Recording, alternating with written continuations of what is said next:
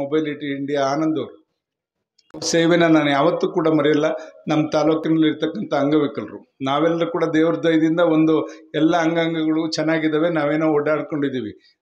ಏನೋ ಆ ಅಂಗವಿಕಲತೆ ಆಗಿರ್ತಕ್ಕಂಥ ಮಕ್ಕಳನ್ನ ಅವ್ರನ್ನ ಆರೈಸ್ತಕ್ಕಂಥ ಪೋಷಕರಿಗೆ ಎಷ್ಟು ಚಿರಋಣಿ ಅಂತಂದ್ರೂ ಸಾಲದು. ಯಾಕೆಂದರೆ ಅವರು ಅಷ್ಟು ಪ್ರೀತಿಯಿಂದ ಅವ್ರನ್ನ ನೋಡ್ಕೊಳ್ಳೋದಿದೆಯಲ್ಲ, ಅವ್ರನ್ನ ಆರೈಸೋದು, ಪಾಲಿಸೋದು, ಪೋಷಣೆ ಮಾಡ್ತಕ್ಕಂಥದ್ದು 18 ವರ್ಷದವರೆಗೂ ಖಂಡಿತ ಅದು ಅವರ ಒಂದು ಟಾಸ್ಕೇ ಕೂಡ ಹೌದು. ಅವ್ರಿಗೆ ಒಂದು ಜೀವನದಲ್ಲಿ ಒಂದು ಕೈ ಘಟನೆಯನ್ನು ಕೂಡ ಹೌದು. ಅದನ್ನು ದಯಮಾಡಿ ಅವ್ರಿಗೆ ಸ್ಪಂದಿಸೋಂಥ ನಿಟ್ಟಿನಲ್ಲಿ ಇವತ್ತು ಮೊಬೈಲಿಟಿ ಇಂಡಿಯಾ ಅಂತ ನಿಸ್ವಾರ್ಥವಾಗಿ ಸೇವೆ ಮಾಡ್ತಾ ಇರ್ತಕ್ಕಂಥ ಒಂದು ಸಂಸ್ಥೆ ಅದು.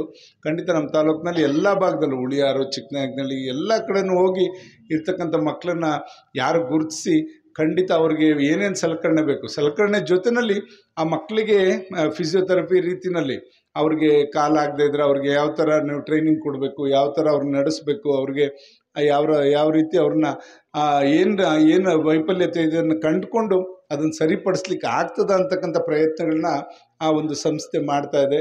ಖಂಡಿತ ಅದಕ್ಕೆ ಚಿರಋಣಿ. ನಾನೀಗ ಅದಕ್ಕೆ ತಾಲೂಕಿನಲ್ಲಿ ಒಂದು 5 ಎಕರೆ ಜಾಗನೂ ಕೂಡ ಹುಡುಕ್ತಾ ಇದ್ದೀನಿ.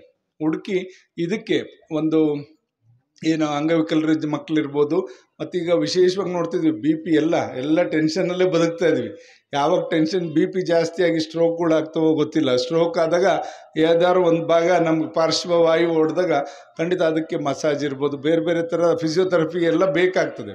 ಅದೆಲ್ಲದನ್ನು ಕೂಡ ಒಂದೇ ಕಡೆ ಸಿಗೋ ಅಂಥ ಒಂದು ಆಯುರ್ವೇದಿಕ್ ಕೇಂದ್ರ ಥರ ಅದನ್ನು ಮಾಡಬೇಕು ಅಂತಕ್ಕಂಥದ್ದು ಕೂಡ ನಮಗಿದೆ. ಅದಕ್ಕೂ ಕೂಡ ಈಗಾಗಲೇ ನಾವು ಮೈನಿಂಗಲ್ಲಿ ಅದಕ್ಕೆ ವ್ಯವಸ್ಥೆ ಮಾಡಲಿಕ್ಕೆ ಈಗಾಗಲೇ ನಾವು ಅದ್ರ ಜೊತೆ ಸಂಪರ್ಕದಲ್ಲಿದ್ದೇವೆ ಅಂತಕ್ಕಂಥದ್ದು ಕೂಡ ಈ ಸಂದರ್ಭದಲ್ಲಿ ಹೇಳ್ತಾ, ಜೊತೆಗೆ ಮೊಬೈಲಿಟಿ ಇಂಡಿಯಾದ ಹಲವಾರು ಅಂಗವಿಕಲ ಮಕ್ಕಳಿಗೆ ಈ ಸವಲತ್ತನ್ನು ಕೊಡ್ತಕ್ಕಂಥ ಕೆಲಸವನ್ನು ನಾವೆಲ್ಲ ಸೇರಿ ತುಂಬ ಮನಸ್ಸಿಂದ ಮಾಡಿದ್ದೇವೆ.